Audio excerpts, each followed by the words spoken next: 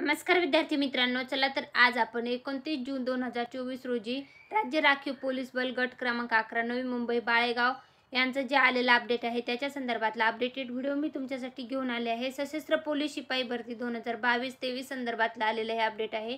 राज्य राखीव पोलीस बल गट क्रमांक 11 नवी मुंबई कॅम्प बाळेगाव यांच्या स्थापनेवरील 344 पदाकरता सशस्त्र पोलीस शिपाई 19/6/2024 पासून आयोजित करण्यात आली आहे।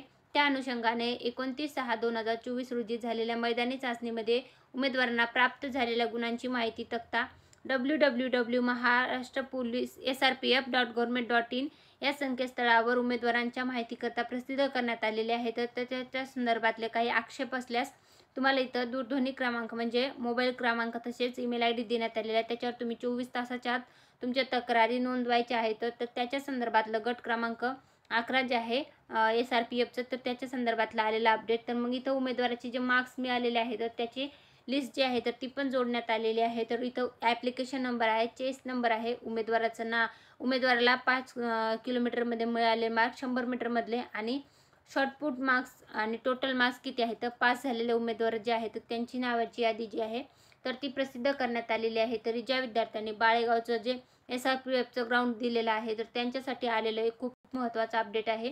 तर अशाच प्रकारची माहितीपूर्ण व्हिडिओ मी आपल्या चॅनलवर घेऊन येत असते, ते पाहण्यासाठी चॅनल सबस्क्राईब करा। तुम्ही कुठल्या जिल्ह्याचा SRPF कॉन्स्टेबल चालक कशासाठी अर्ज केलेला आहे, कारागृह किंवा बॅट्समन कुठल्या पदासाठी अर्ज केला आहे ते कमेंटमध्ये नक्की सांगा। व्हिडिओ आवडला असेल तर व्हिडिओ नक्की लाईक करावा। अशाच प्रकारची माहितीपूर्ण व्हिडिओ मी आपल्या चॅनलवर घेऊन येत असते, ते पाहण्यासाठी चॅनल सबस्क्राईब करा। जास्तीत जास्त मुलांपर्यंत व्हिडिओची लिंक शेअर करत राहा म्हणजे त्यांना याची माहिती होईल।